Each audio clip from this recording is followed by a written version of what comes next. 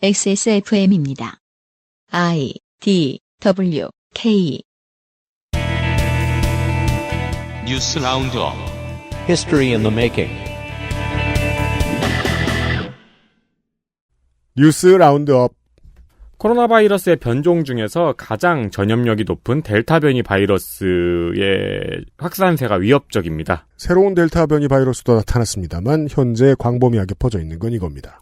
호주는 델타 변이 바이러스의 확산을 억제하기 위해서 퍼스, 브리즈번, 시드니, 다윈 4개의 도시가 봉쇄에 들어갔습니다. 네, 호주도 락다운을 하더군요.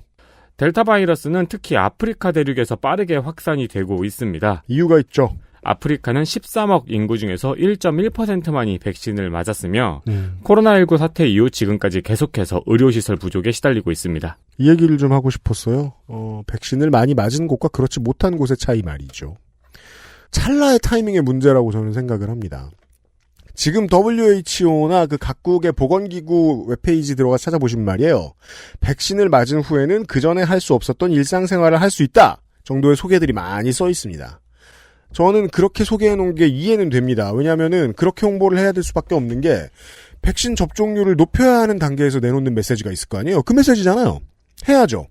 문제는 그 메시지의 효용이 너무 빨리 끝나버린 걸까봐 걱정스럽다는 겁니다. 델타 바이러스 변이를 보면서 말이죠. 그러니까 이제는 메시지가 바뀌어야죠. 반드시 백신을 맞으시고 맞은 뒤에도 방역수칙은 유지하시라. 네. 정도로 바뀌는 게 맞을 것 같고요. 그리고 이런 식이잖아요. 보건기구가 무슨 말 하는지 뉴스를 통해 매일 듣는단 말입니다. 지금 이 순간에도 사람들이. 백신만 맞으면 아무거나 다 해라 같은 희망적인 메시지를 보고 돌파 감염이 되고 백신 안 맞은 사람들은 치명률이 똑같은데 그 사람들을 만날 거 아니에요. 백신 맞은 사람들이. 그리고 하나만 더요. 또 하나 마이크로 타이밍이 문제시될 만한 건 백신 수급의 문제입니다. 미국이 왜 올 봄에 미친 듯이 남아돌고 버릴 때까지 공격적으로 미국 내에 백신을 돌렸죠. 국제사회의 욕을 먹는 걸 한 달 정도 감내했던 거예요. 지금 와서 돌이켜보니까. 그리고 언제 그랬냐는 듯이 봄이 지나니까 해외 정상들 만나서 백신 원조 외교를 적극적으로 합니다. 보니까 알겠어요. 이게 백악관의 계산이었겠구나.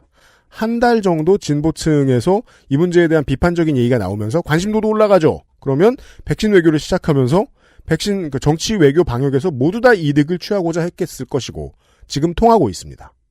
지금 말씀드린 미국의 사례 정도만 해도 비인간적이다라고 말할 수 없다고 생각합니다. 왜냐하면 그 과정에 긴 시간이 소비되진 않았거든요. 다행히. 문제는 인류 전체를 보면 우리같이 잘 사는 나라들이 다른 곳에는 대륙 전체가 작년하고 똑같은 치명률로 더 잘 퍼지는 감염병을 상대하도록 그냥 두는 기간이 꽤 오랫동안 지속되고 있다는 겁니다. 백신 허브를 여기저기 놓고 구제할 능력이 안 되는 나라들을 빨리 돕자 이런 얘기를 우리 정부가 계속해서 메시지를 내놓고 있는데 그것도 다른 나라들이 손뼉을 빨리 쳐줘야 되든가 말든가 하겠죠. 전혀 대책이 없는 나라들이 매우 많습니다. 이 점을 좀 알리고 싶었습니다. 이게 매우 어려운 메시지라는 것도 조금 이해를 해주셨으면 좋겠어요. 네. 그러니까 백신 접종률을 높이기 위해서 다양한 인센티브를 발표를 함과 동시에 백신이 맞았다고 천하무적은 아니다라는 메시지, 그러니까 상반된 메시지를 같이 내보내야 되잖아요. 정치적으로 어렵죠. 그렇죠. 이게 네. 조금 어렵다는 거를 듣는 사람도 좀 이해를 했으면 좋겠습니다. 그러니까 만사실은 우파들은 언제 꼬투리 잡지 계속해서 눈치 보고 있거든요. 양쪽 다 잡아도 돼요? 네. 다음 보시죠. 윤석열 전 검찰총, 결국은 이 이야기가 나옵니다. 네. 윤석열 전 검찰총장과 한국경제, 데일리안, 그리고 기타 등등이 최재형 전 감사원장을 칭찬했습니다. 칭찬을 해버렸어요. 한국경제에 따르면 윤석열 전 검찰총장이 최재형 전 감사원장을 훌륭한 분이라고 했다고 전하고 있고요. 이런 기사들이 많은데 이런 기사들을 보면 윤석열 캠프는 싫죠. 예, 자기 얘기가 아니거든요. 그리고 데일리안은 까마귀 때 떠난 백로 최재형 대권 날아오르나? 라는 기사를 썼네요. 그리고 포털은 이걸 위에 올려줬습니다. 이 기사는 기사 읽기 시간에 풀버전으로 한번 읽을만 합니다. 네. 새로운 장난감. 저로 말할 것 같으면 새로 출시된 레고. 사셨어요, 프렌즈? 아직 못 샀습니다. 좀 생각보다 비싸. 왜냐면 그걸 사면 조명 사야지. 아크릴 케이스 사야지. 큰 돈입니다. 그리고 새로 출시된 스니커. 이런 거 보듯이 장외에서 나타난 대선 주자를 바라보는, 저는 이것을 동굴 속 멍청이 증후군이라고 부릅니다. 이런 게 적어도 30년 정도 변화 없이 이어지고 있습니다. 그동안 한국에 채용되고 일하고 은퇴한 언론인이 몇 명인데 똑같아요. 꼭 본 적이 없어야 좋아합니다. 선수 평가 시스템에 대해서 관심도 없었고 만들고자 하는 노력도 없었다는 반증이죠. 이 사람이 어떤 사람인지 모르는 와중에 감사원장했고 판사였고 두 단어가 겹치는 스펙이니까 이회창을 떠올린 동굴 속의 어르신들이 있었어요. 그리고 그 어르신들이 좀 떠드니까 본인 그리고 동굴 속에 같이 있던 젊은 미디어 노동자들이 같이 흥분했습니다. 그래서 이런 일이 나온 겁니다. 아무런 핍박도 당하지 않은 감사원장이 갑자기 자리를 박차고 나와서 상대 정당의 대선 주자가 되려고 한 것. 아주 원시적인 트렌드입니다. 그리고 이 트렌드는 한 몇 주에서 몇 달 지속될 겁니다. 우리도 이제 정권 내내 좀 이야기를 했던 게 정부하고 기존의 이제 행정부에 있는 직원들, 공무원들, 고위공직자들 네. 사이에 어떤 이제 방법론에 있어서 갈등이 없을 수가 없죠. 네. 어떤 회사든 위에 상사가 새로 오면은요. 근데 보수 언론은 계속해서 그 갈등을 부각시키려고 애썼잖아요. 그럼요. 열심히 했습니다. 네, 그렇죠. 한두 명이 아니었죠. 근데 이제 그들 중에서 아니 나는 그냥 일을 하는 거고 굳이 정부와 대립각을 세우고 있는 건 아니다라는 의견 표명을 계속하면서 그대로 사라졌고요. 네. 근데 거기서 나야 나 하고 나오는 사람들이 있었던 거죠. 사실상 그래서 너무 처신이 가볍다는 느낌을 지울 수가 없습니다. 좀 센 사람이었으면 좋겠는데 상대로 나오는 사람이 그렇지 않을까봐 걱정이에요. 다음 보시죠. 군산형 일자리로 생산된 첫 전기차인 다니고 벤이 출고되었습니다. 네. 다니고 벤은 대창모터스가 명신에 위탁 생산을 한 소형 전기 화물차입니다. 요즘 소형 전기 화물차 많이 보시죠? 그런가요? 되게 많습니다. 에디터가 써놨네요, 여기. 여기서 대창모터스는 대창의 기름으로 차를 나가게 하는 회사가 아니고 대창유? 왜 그 있잖아요. 힘들겠다 되게. 쯔양. 예. 네, 쯔양 씨가 대창 먹는 먹방의 베스트 댓글이 네. 저 정도 기름이면 차도 가겠다. 근데 정말 그걸로 차가 다니면 어디 거리 고소해서 살겠습니까? 그러니까요. 네. 네. 그래도 유명한 회사입니다. 네. 우리가 잘 아는 프레시 매니저와 함께 땡그루트를 운반하는 그 모빌리티를 만든 회사입니다. 이런 회사라는 걸 소개해드립니다. 그리고 요즘에 우체국차 귀여운 거 보신 분들 많으시죠? 주변에 큰 우체국이 집 근처에 있으시다면 차고에 저거 많이 쌓여있는 거 보실 거예요. 그렇죠. 네. 그 귀여운 차 생산하는 회사입니다. 그렇습니다. 그러니까 이제 전기 모빌리티를 잘 생산하고 있는 회사입니다. 네, 그리고 이런 회사들은 보통 현대나 기아나 이런 자동차 회사들의 완성차 회사들의 1차 하청 업체들이 주로 많고요. 그렇죠. 네. 명신은 이제 자동차 부품 제조 회사입니다. 네. 1차 하청 업체 회사죠.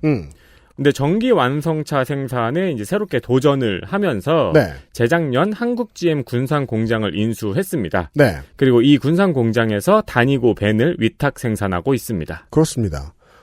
새만금 단지와 그 전북 일부의 경제를 어떻게 살려내느냐에 대한 문제에서 GM이 떠나간 다음에 언론이 관심을 끊었습니다. 네. 그냥 소수가 그냥 경제 쪽 기자들이 가서 이번에 새로 들어온 회사도 우리한테 밥을 사줘야지 이러면서 밥 좀 얻어먹고 노조 잘 견디고 열심히 일하세요 이런 저 덕담 같은 거 써주는 기사 몇 번 나간 게 다고 사람들이 읽은 적이 없어요. 그래서 GM 공장 부지를 인수한 기업이 노사민정 상생으로 이런 사업을 진행해 오고 있었다는 것을 모르는 분들이 너무 많습니다. 네. 네. 그리고 이 군산형 일자리라는 게 광주형 일자리 모델이 나온 다음에 나온 거예요. 그런데 성과는 광주보다 먼저 나왔네요. 예를 들어 이런 제목이 어떻습니까? 모두가 한 숟가락씩 거들어서 어렵게 나온 긍정적인 성과. 여러모로. 그렇죠. 우리 언론이 관심을 안 가질 만한 스타일의 제목이죠. 지만 이 정부나 노총이 갑자기 태도가 획 돌아서지 않는 이상 저는 이 사업이 희망이 있다고 좀 보는 게 언젠가 제가 전문가를 좀 구해오면 방송에서 얘기를 길게 해보고 싶은데 자동차 회사가 겁나 대형 회사일 이유가 점점 사라지고 있습니다.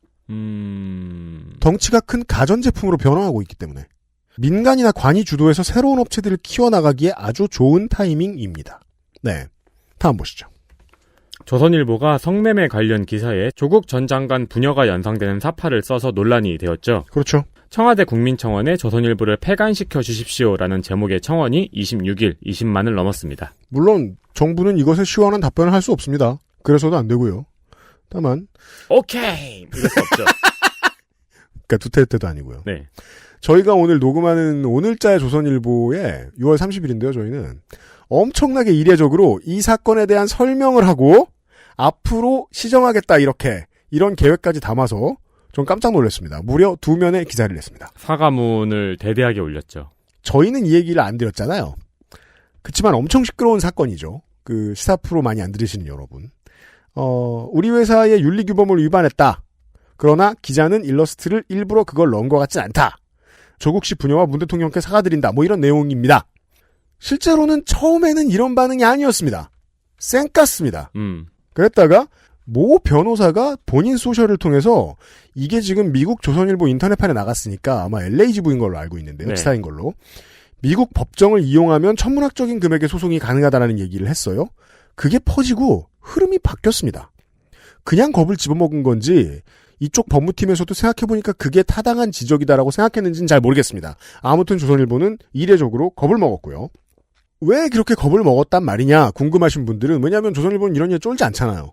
왜 쫄았냐 궁금하신 분들은 넷플릭스 가서 침묵을 거래하는 손이라는 작품을 시청하시면 도움이 됩니다. 그래요? 실리콘밸리에 거물이 있습니다. 이 사람이 자신을 모욕한 언론이 있었어요. 네. 앙심을 품고 있다가 자기 사건 말고 다른 사람 사건의 소송에 개입합니다. 뒷돈을 대서. 그래서 그 언론사를 망하게 만듭니다.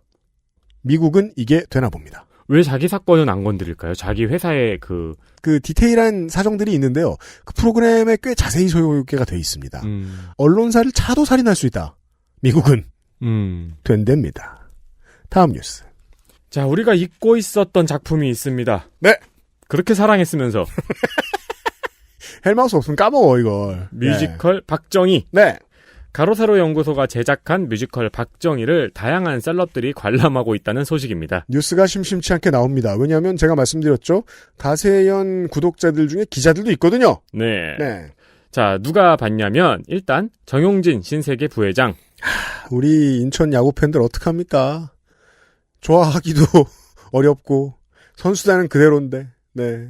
그리고 이제 주먹이 세기로 유명한 분이죠. 네. 김승현 하나그룹 회장과 그 셋째 아들. 네. 황교안 전 국무총리, 윤상현 의원, 그리고 가수 JK 김등옥 씨와 화가 조영남 씨, 네. 현주엽 전 감독이 뮤지컬 박정희를 관람한 것으로 알려졌습니다. 네. 요렇게 해석하는 사람들은 없을 겁니다. 저는 이렇게 봅니다. 가세연의 압구정 길거리 전략이 드디어 효과를 보고 있습니다. 저는 이 사람들을 로데오 우파라고 부릅니다.